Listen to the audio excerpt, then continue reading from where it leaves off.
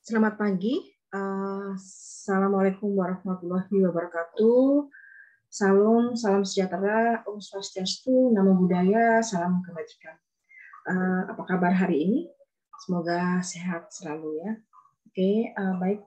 Hari ini Bunda akan mereview beberapa tugas dan materi ya. Hanya untuk memastikan saja kemarin karena ada kesalahpahaman. Oke, Bunda izin share screen untuk resume ini ya. Oke. Ini sekarang sudah minggu ke-5, tapi Bunda akan mencoba kembali merefresh untuk materi yang pertama. Untuk ini minggu pertama yaitu Introduction to Management. Ini adalah mata kuliahnya Introduction to Management. Learning outcome-nya adalah who are manager, what is management, what do manager do, what is an organization, and why study management. Oke, siapa itu manager? Seseorang yang melakukan koordinasi dan pengawasan terhadap pekerjaan orang lain demi mencapai sasaran organisasi. Ada koordinasi, ada sistem kerja, dan ada pengawasan. Manajer bukan menyelesaikan tugas pribadi, tapi hanya membantu orang lain menyelesaikan tugas-tugasnya dengan baik. Nah, di sini ada organisasi perlu kemampuan manajerial tentu. Nah, mengapa manajer penting? Ini ada loyalitas karyawan, terus kemudian ini berperan penting dalam penyelesaian pekerjaan. Ya, mengapa manajer penting? Kita akan jalan-jalan dulu. Oke, kita tahu bahwa manajer penting itu kalau tidak ada manajer tidak ada kontrolnya. Siapa yang mengawasi ya? Nah, ini di sini ada top manager, ada middle manager, ada first line manager, dan ada karyawan non manajerial. Ini level manager ya. Kita ketahui fungsi manajemen adalah planning, organizing, leading, dan controlling. Planning mendefinisikan sasaran, menetapkan strategi, dan mengembangkan rencana kerja untuk mengelola aktivitas-aktivitas. Organizing menentukan apa yang harus diselesaikan, bagaimana caranya, dan siapa yang akan mengerjakannya. Leading memotivasi, memimpin, dan tindakan-tindakan lainnya yang melibatkan interaksi dengan orang lain. Controlling memantau aktivitas-aktivitas demi memastikan segala sesuatu selesai sesuai rencana. Peran manajerial ini menurut Minspert adalah interpersonal role, decisional role, dan information role. Interpersonal role adalah sebagai figurehead, leader, dan liaison. Sedangkan decisional role itu entrepreneur, disturbance handler, dan resources allocator, dan negosiator. Terus kemudian sebagai information role ini tentu saja monitor, disseminator, dan spokesperson. Oke, keterampilan manajemen. Seorang manajer itu memang harus punya beberapa skill ya. Di antaranya adalah technical skill, interpersonal skill, dan conceptual skill. Pengetahuan dan teknik yang berkaitan dengan sebuah pekerjaan yang spesifik yang diperlukan untuk dapat menjalankan dan menyelesaikan pekerjaan tersebut dengan baik itu adalah tadi technical skill. Kelewat dikit, oke. Kemudian tadi ya itu technical skill. Nah, interpersonal skill adalah di mana kemampuan untuk bekerja sama dengan orang lain baik secara individu maupun secara kelompok, interpersonal skill.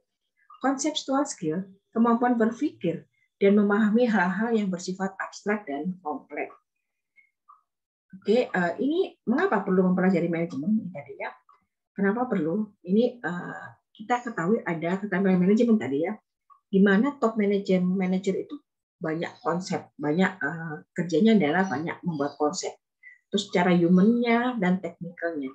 Middle manager itu konsepnya ya lebih sedikit daripada top manager tentu. Terus kemudian berhubungan dengan manusianya, human-nya, dan teknikalnya lebih besar daripada top manager. Bagaimana dengan lower level manager? Ini konsepnya lebih sedikit dan human-nya itu hampir sama ya, human, tapi teknikalnya harus besar lebih banyak.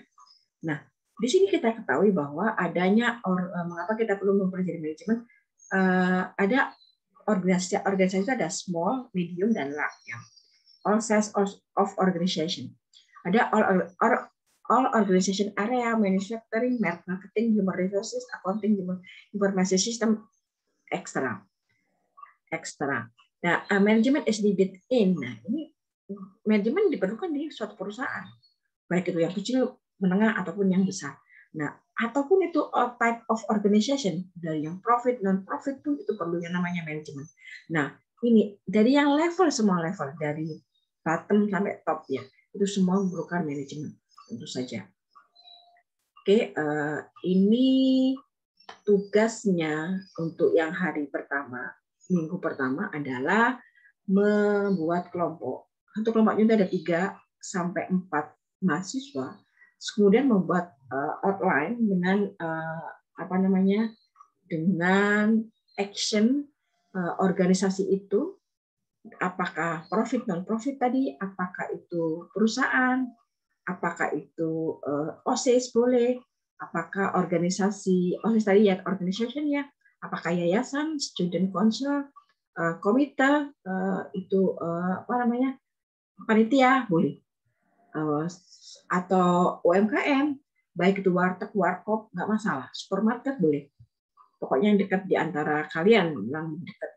Nah, kalian mengobservasi kemudian menjelaskan itu dari kira-kira mengapa tertarik memilih objek tersebut. Terus kedua, tunjukkan gitu manajemen knowledge-nya atau fungsi manajemennya itu yang sudah dipakai apa saja.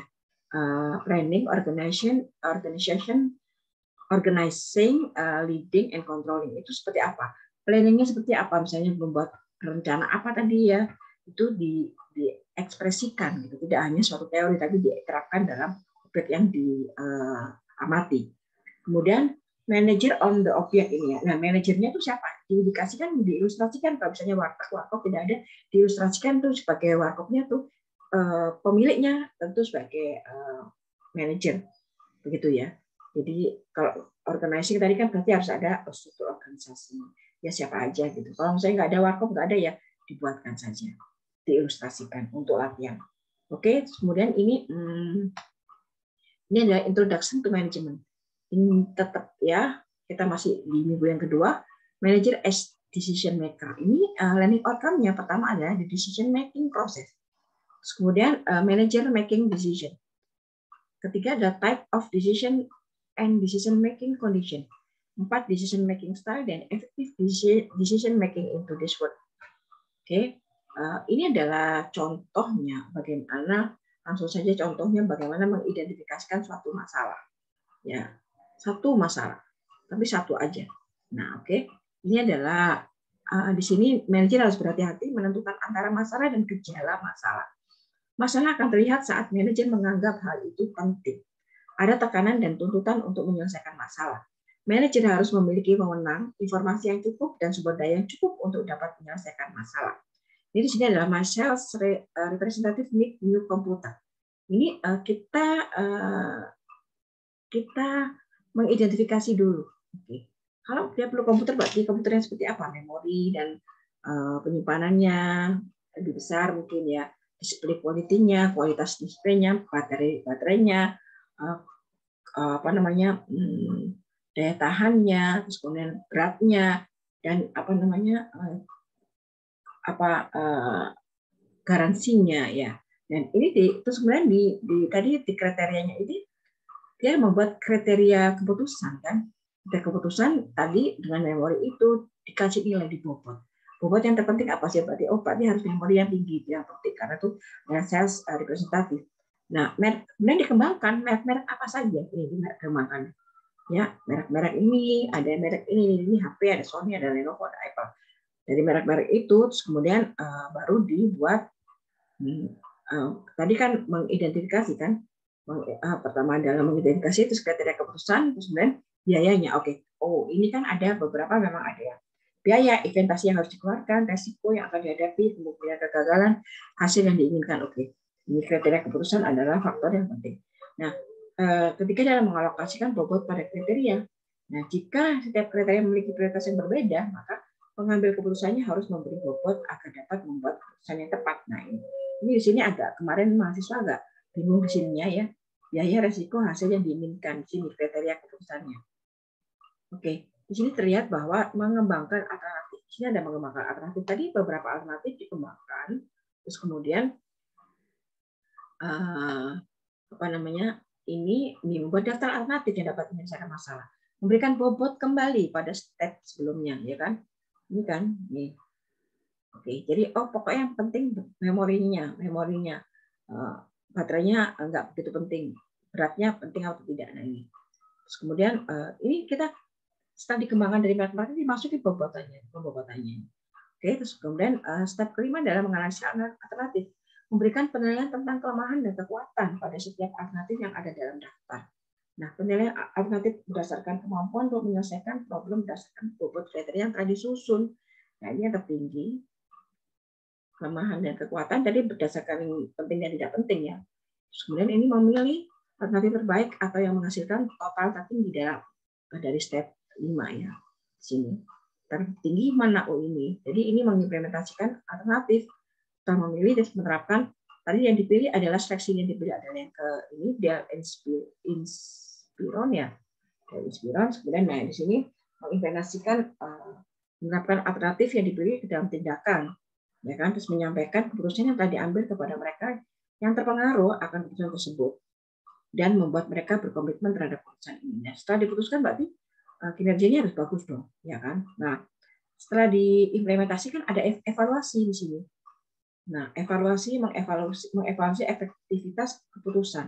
Nah, efektif nggak tadi yang sudah karena tujuannya harus efektif dan efisien dan efektif ya. Sekarang, keputusan dinilai baik berdasarkan seberapa efektif problem tersebut diselesaikan berdasarkan hasil yang telah didapatkan dari alternatif yang telah dipilih. Setelah adanya keputusan membeli ini membeli tadi Del ya pilihannya. Nah, berarti dia terselesaikan kan masalahnya gitu. Jadi efektif, tidak lagi terbengkalai gitu. Nah, apabila problem tidak terselesaikan, manajer harus mencari apa yang salah dan mengulang step dari awal. Namanya manusia kan ada salahnya ya. Hanya benar-benar harus teliti tadi.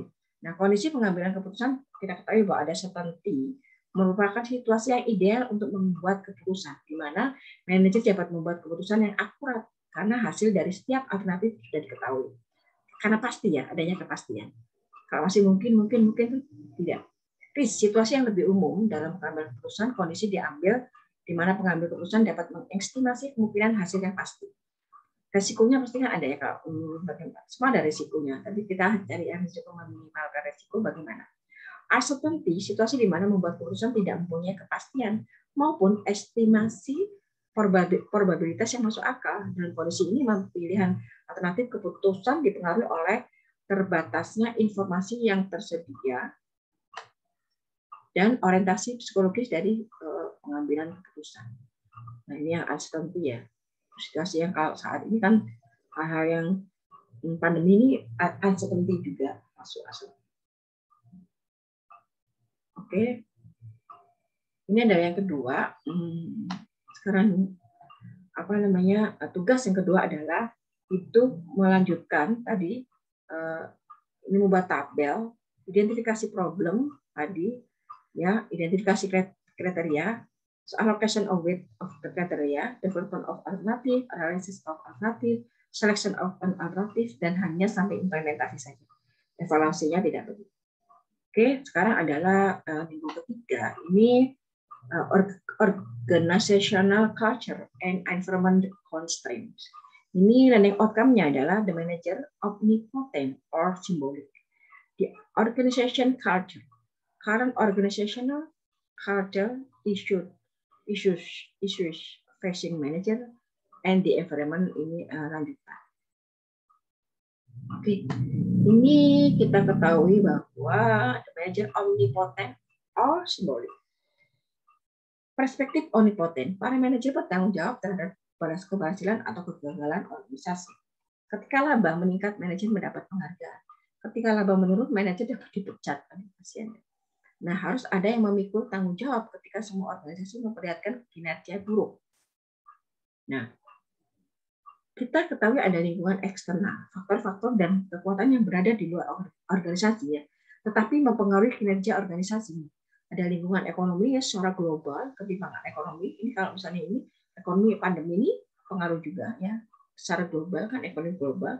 Lingkungan demografi ini karakteristik populasi suatu negara dapat sangat berpengaruh pada apa yang mampu dicapai di negara itu. Misalnya nih baby boomer angkatan 1946 memiliki karakteristik yang berbeda dengan millennials angkatan 2000-an. Tentu ya berbeda. Ini dari lingkungan demografis sini. Nah, kalau Indonesia ini lingkungan demografinya lebih banyak, jadi milenialnya lebih banyak, jadi banyak yang teknologi tinggi-tinggi. Nggak ada masalah ya. Oke. Kemudian kita budaya organisasi.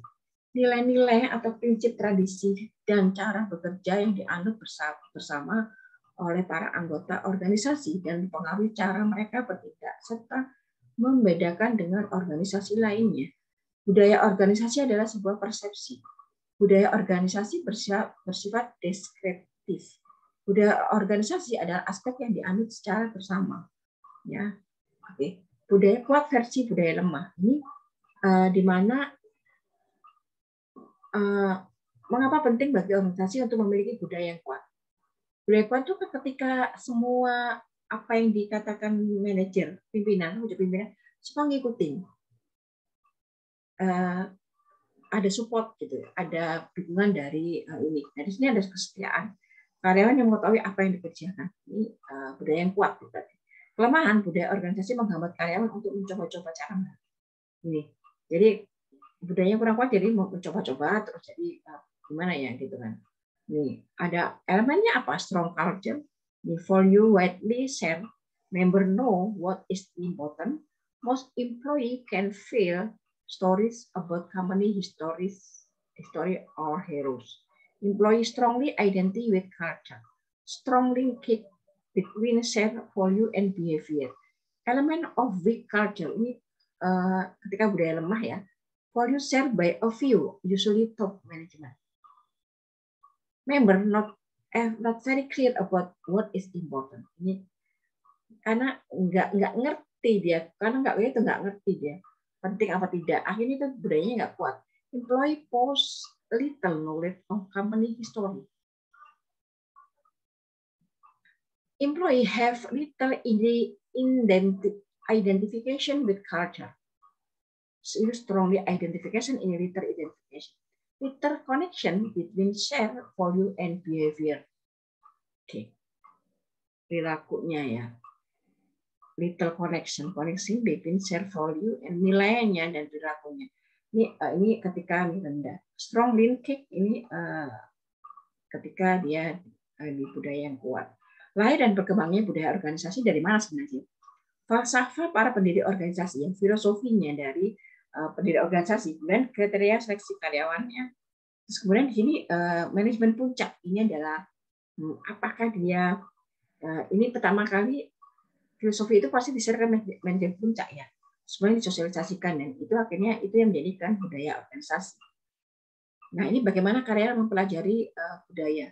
Nah membantu para karyawan memahami budaya organisasi, memberikan penjelasan serta pembenaran bagi praktek-praktek organisasi yang berlaku saat ini, menanamkan apa yang dianggap berharga dalam organisasi, meningkatkan gambaran yang jelas tentang tujuan organisasi. Nah, bagaimana karyawan mempelajari budaya? Rituals, ini aktivitas yang dilakukan berulang-ulang untuk mengekspresikan nilai-nilai organisasi. Ritual dapat membentuk keyakinan karyawan mengenai hal-hal yang penting bagi organisasi. Ritual menegaskan kembali semangat, tekad, dan optimisme perusahaan. Kemudian fasilitas penunjang ini tadi, oh my god. Jadi membangkitkan motivasi dan harapan karyawan tadi ya, ritualnya tadi. Aktivitas ini berulang-ulang, motivasi dan harapan karyawan. Kemudian ada material simbol. Bagaimana karyawan mempelajari budaya. Nah, ini menyampaikan pesan kepada karyawan tentang apa yang dianggap penting dan perilaku macam apa yang dianggap layak dalam organisasi. Tata-tata kantor, cara berpakaian para karyawan, ini juga budaya pakaiannya. Jenis mobil yang disediakan perusahaan, fasilitas penunjang ini juga dibudayakan sehat, hidup sehat, ada ininya, olahraganya ya. Oke, bagaimana karyawan mempelajari budaya? Oke, secara language. Bahasa berperan sebagai identitas bersama yang mengikat dan menyatukan para anggota organisasi. Istilah unik untuk menyebut orang-orang penting dalam organisasi. Singkatan atau akronim, slogan, atau salam dalam organisasi. Kita kadang-kadang ada yel-yel ya. Ada menyebut orang penting itu posnya itu apa gitu. Karena kan beda-beda ya, itu di situ akhirnya menjadikan budaya. Nah, budaya inovatif, isu-isu budaya organisasi ini. Ciri-ciri budaya inovatif adalah tantangan dan keterlibatan, kebebasan, kepercayaan dan keterbukaan, waktu untuk gagasan, keceriaan, penyelesaian konflik, saling pendapat, silang pendapat, dan pengambilan risiko. Ini ciri-ciri budaya inovatif. Pengambilan risiko. Terus kemudian isu lainnya yang terkini ya, budaya responsif terhadap pelanggan. Pelanggan yang puas dengan pelayanan yang akan lebih loyal terhadap perusahaan. Yang puas ya, puas jadi dia akan membeli kembali berulang-ulang. Nah, terus kemudian, oke, ini di sini ada beberapa karakteristik ya, ada tipe pekerja, ada tipe lingkungan kerja, ada empowerment, role clarity, dan consistent desire and satisfy and delight customer. Oke, ini isu-isu lainnya ini ada spiritualitas. Workplace spirituality, sebuah budaya di mana nilai-nilai organisasi menumbuhkan kesadaran akan makna hidup dengan melakukan hal yang bermanfaat bagi komunitas. Nah, karakteristik organisasi spiritual ini kesadaran yang kuat akan makna. Penekanan pada pengembangan individu, kepercayaan dan keterbukaan, kebudayaan masyarakat, dan toleransi terhadap ekspresi diri karyawan.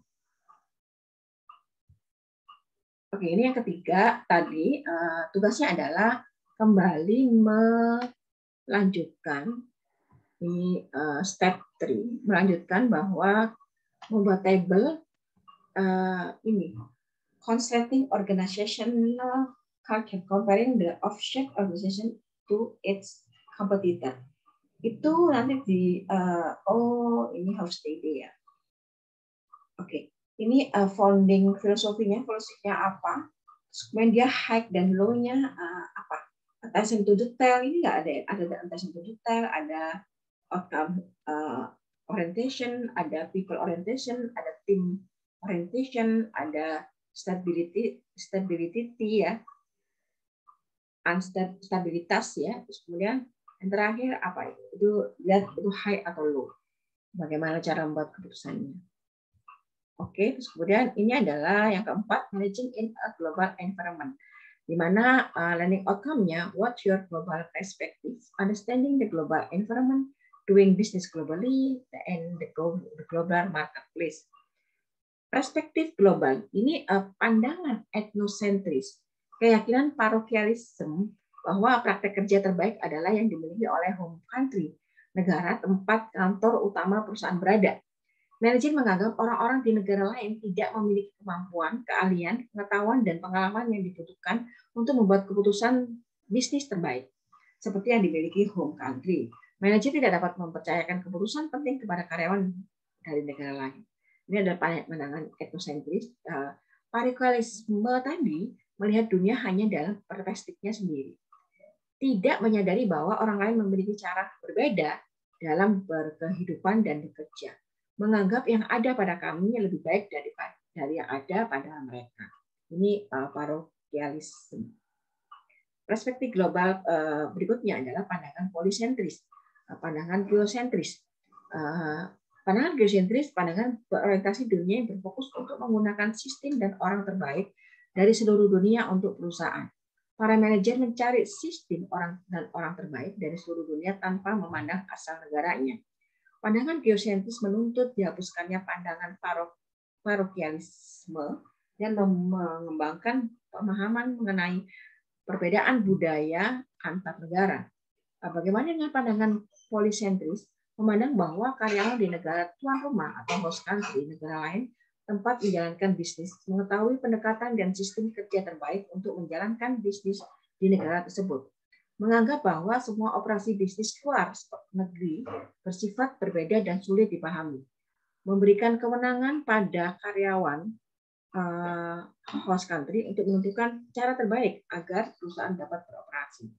Nah, Regional Trading Agreement ini Europe Union ini terdiri dari 28 negara, Australia, Italia, Belgium, dan lain-lainnya yang disebut di sini. Sebenarnya motivasi utama didirikan Europe Union adalah untuk memantapkan kembali posisi ekonomi Uni Eropa terhadap ekonomi Serikat, Amerika Serikat, dan Jepang menggunakan mata uang bersama ini euro. Ya. Regional Trading Agreement ini North American Free Trade Agreement ini dibentuk oleh 3 negara, Kanada, Meksiko, United States. Hilangkannya hambatan perdagangan bebas antar negara anggota NAFTA. Pajak, izin, impor, bea cukai. Bea cukai ini free. Kita juga AFTA ya, Asia Free Trade Area. Ini Regional Trading Agreement yang berikutnya adalah Association of Southeast Asian Nation. Aliansi perdagangan dari 10 negara Asia Tenggara dibentuk karena sulit menciptakan standar umum. Karena standar nasional sangat jauh berbeda tingginya di antaranya ya. Ada Laos, ada Myanmar, ada Vietnam, Filipina, Thailand, Kamboja, Singapura, Brunei Darussalam, Indonesia, dan Malaysia. Oke. Perdagangan global berikutnya adalah WTO, World Trade Organization atau WTO. Organisasi global yang terdiri dari 159 negara yang menangani aturan perdagangan antar negara. Ini berdiri tahun 1995, berawal dari General Agreement on Tariff and Trade atau JETT, sebuah perjanjian dagang yang berlaku pada masa Perang Dunia II. WTO memainkan peran penting dalam menjaga perdagangan global, apalagi pada masa krisis ekonomi global. Berikutnya adalah ada IMF, International Monetary Fund, sebuah organisasi yang terdiri dari 188 negara yang menjalin kerjasama moneter internasional dan memberikan saran, pinjaman, dan bantuan teknis. Kita juga pernah beberapa proyek PLN itu dengan IMF. World Bank Group, sebuah grup yang bertujuan untuk mempromosikan pembangunan ekonomi jangka panjang dan pengurangan kemiskinan, menyediakan bantuan keuangan, bantuan teknis untuk negara-negara berkembang di seluruh dunia. Organization for Economic Cooperation and Development, OECD, sebuah organisasi ekonomi internasional yang membantu 30 negara anggotanya dalam mencapai pertumbuhan ekonomi dan lapangan kerja yang berkelanjutan. Tipe organisasi internasional ini ada Multinational Corporation atau MNC, sebuah tipe perusahaan internasional yang menjalankan operasinya di banyak negara. Multi-domestic corporation, perusahaan internasional yang menjalankan desentralisasi manajemen dan perusahaan lainnya di negara lokal. Global company, perusahaan internasional yang mensentralisasi manajemen dan perusahaan di negara asal. Kemudian borderless organization, perusahaan internasional yang mengeliminasi halangan geografis artifisial. Oke. Cara organisasi go internasional bagaimana? Tentu ini ada foreign subsidiaries, strategic alliance, joint venture, franchising, licensing, exporting and importing, dan global sourcing. Ini ada minimal global investment yang menuju ke signifikan. Di sini global sourcing mengumpulkan bahan mentah atau tenaga kerja yang termurah di seluruh dunia. Exporting membuat produk secara domestik kemudian menjualnya ke luar negeri. Importing membeli produk buatan luar negeri dan menjualnya di pasar domestik.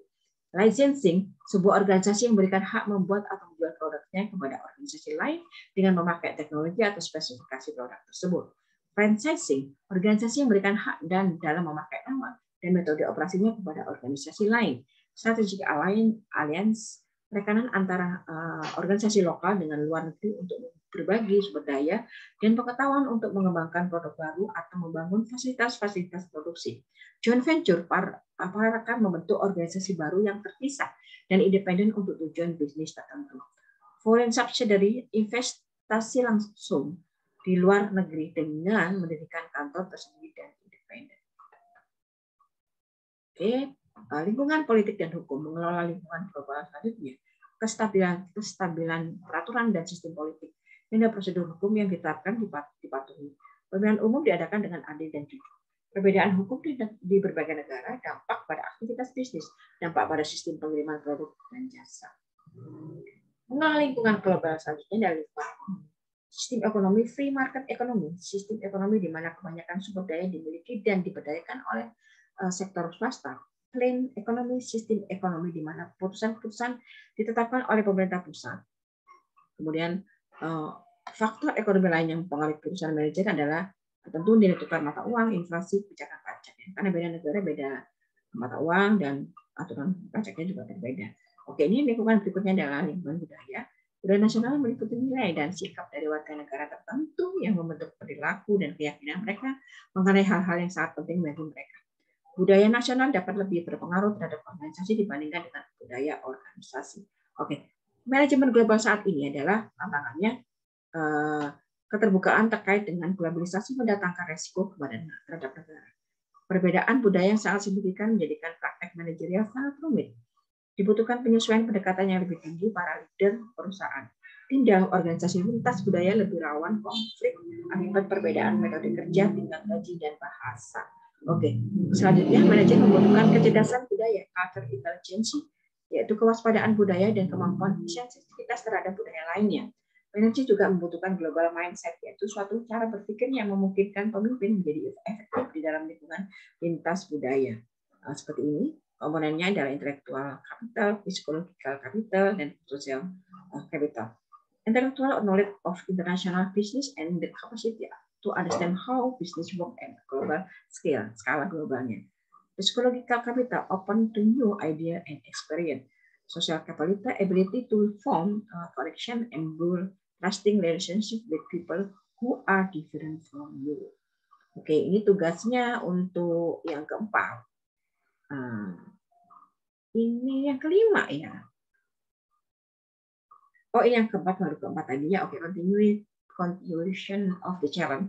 Ini mendemonstrasikan evaluasi how to evaluate culture. Jadi bagaimana mengevaluasi budaya menurut Hofstede ya, dengan 7 dimensi. 7 dimensi Hofstede, 5 dimensi Hofstede. Individualism versus collectivism, power distance high or low, uncertainty avoidance high or low, masculinity versus femininity, and long-term versus short-term thinking. Ini adalah 5 dimensi Hofstede. Ini ada tugas kalian yang keempat. Dan kemudian yang kelima adalah diversity in workforce. Nah ini learning outcome-nya adalah what is workplace diversity?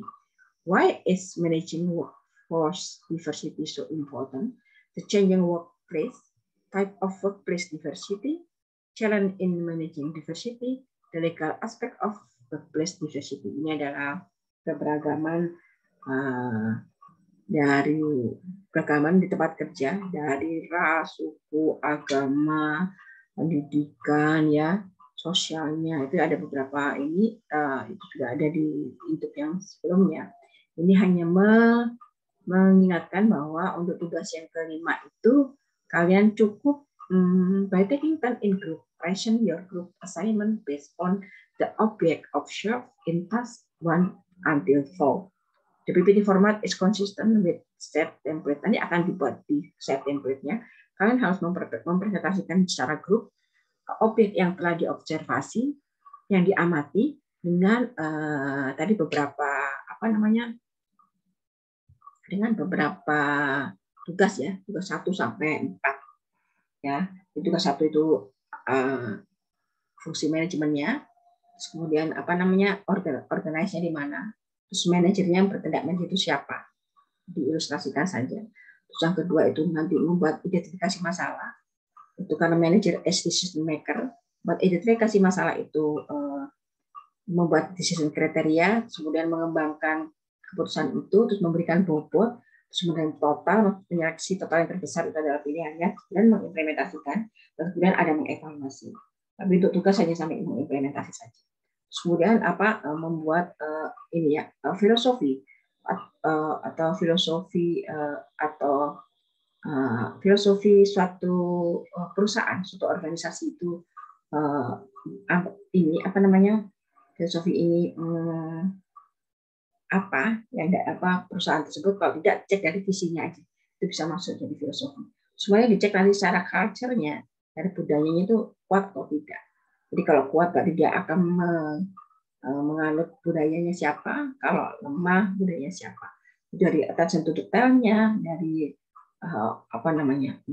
dari attention to detail, team orientation, people orientation, terus kemudian outcome orientation, terus stabilitasnya ya, dan lainnya.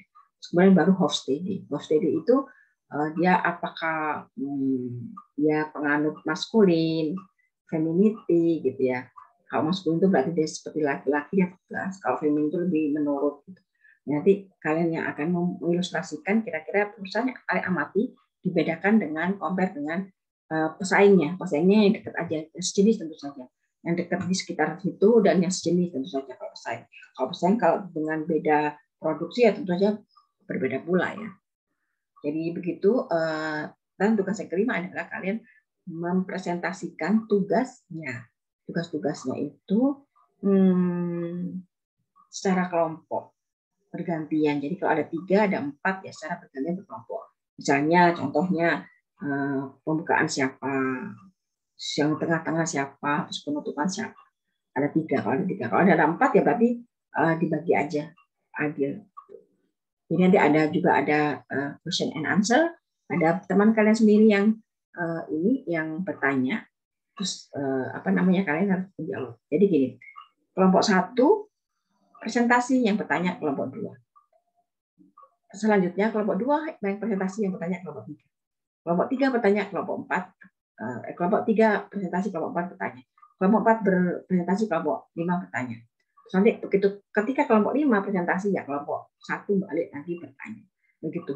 Jadi supaya terorganize dengan baik dan tidak rebutan, jadi ya 2 pertanyaan cukup, minim 2 pertanyaan. Supaya kalian biar tahu aja step-stepnya, oh saya udah benar sampai sini, oh saya salahnya di mana. Ini hanya sekali lagi ini hanya mengilustrasikan. Jadi organisasi yang sudah diamati itu mohon izin untuk hanya tempat belajar saja, gitu ya. Jadi diamatin terus diterapkan dengan ilmu-ilmu yang sudah didapat selama pertemuan pertama hingga pertemuan 4, dan pertemuan 5 hanya tidak perlu ada tugas lagi, nambah hanya tadi mempresentasikan secara global tugas dari tugas 1 ke tugas 4. Jadi begitu saja mahasiswa-mahasiswi, terima kasih atas perhatiannya. Semoga menyenangkan hari ini dan seterusnya. Kalian adalah penerus bangsa, jadi semangat untuk belajar. Oke, terima kasih. Assalamualaikum warahmatullahi wabarakatuh. Selamat pagi. Salam sejahtera, Om Swastiastu, Namo Buddhaya, salam kebajikan. Bye-bye. Oke, bye.